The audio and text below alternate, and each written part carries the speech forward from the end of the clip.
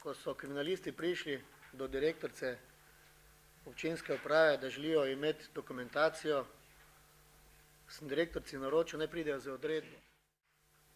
Zanimivo je, po nepreverjenih informacijah, ampak te informacije imam,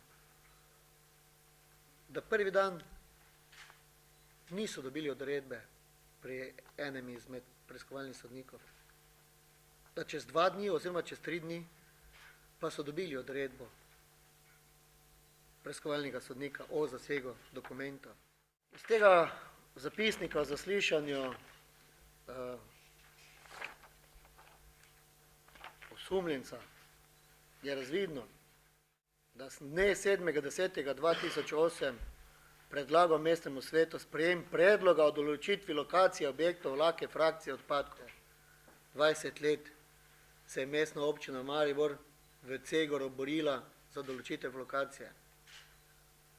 20 let niso bili sposobni različni politični funkcionarji v tem mestu urediti tega problema. Danes imate tu na mizi uradni zaznamek, kjer mene nekdo ovadi zato, ker predlagam določitev lokacije, kjer je bila sprejeta na mestnem svetu brez enega glasa proti. Za nagrado dobimo ovadbo. Potem 20.10.2008 sem predlagal mestnemu svetu posamezni program menjave stvarnega premoženja. S tem sem storil kaznivo dejanje.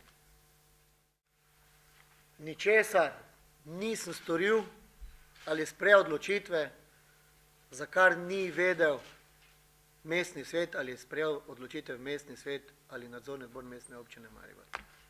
Ne prenašam dobene odgovornosti na tem mestu na mestni svet ali na nadzorni odbor.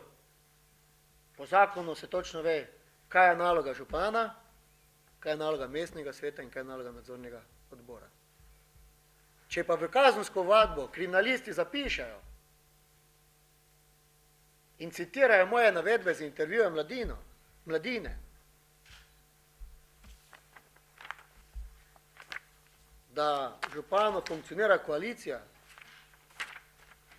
in da gre mesto naprej, potem mislim, da smo prišli v tej državi do tiste točke, kjer demokracija, ki jo imamo, ni več primerljiva tistim železnim časom po letu 1945. Pa tudi takrat se take stvari niso dogajale. So znali kako drugače, znotraj ene partije rešiti problem. Ne prenašam dobene krivde na dobene politično opcijo, ne vem kaj. Sami si ustvarite svoje mnenje. Na nikogar nisem pritiskal, javno povem, na nikogar, niti na posameznika iz občinske uprave, da mora tako ali drugače pripraviti takšno ali drugačno dokumentacijo v prvem ali v drugem delu. Reševal sem samo probleme mesta. Mestna občina Maribor oziroma javno podjetje za gospodarjenje stavbnimi zemljišči ni nikoli dobila vloge za izdajo potrdila o uveljavljanju ali neuveljavljanju predkupne pravice. Kar se pa tiče očitkov, da ni lastnik, torej mestna občina Maribor, vložila tožbe na ničnost predhodno sklenjenih pravnih poslov oziroma pogodb, pa bi pojasnil sledeče. Tako mestna občina Maribor kot javno podjetje za gospodarjenje stavbnimi zemljišči sta se posvetovala z več pravnimi strokovnjaki, pridobila tudi mnenje Inštituta za nepremičninsko pravo in mnenje vseh je bilo enotno. Takšna tožba bi trajala od 5 do 10 let in izhod bi bil negotov. Da župan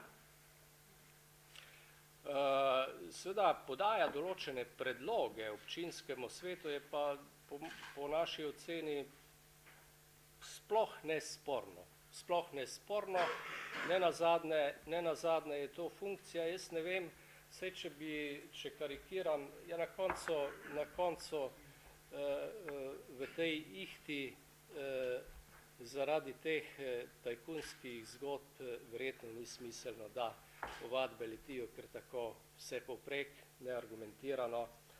No in tukaj, če pogledam ta zapisnik o zaslišanju osumljenca, ni se potrudil, da bi uveljavil predkupno pravico, da bi dosegel razveljavitev v smislu ničnosti.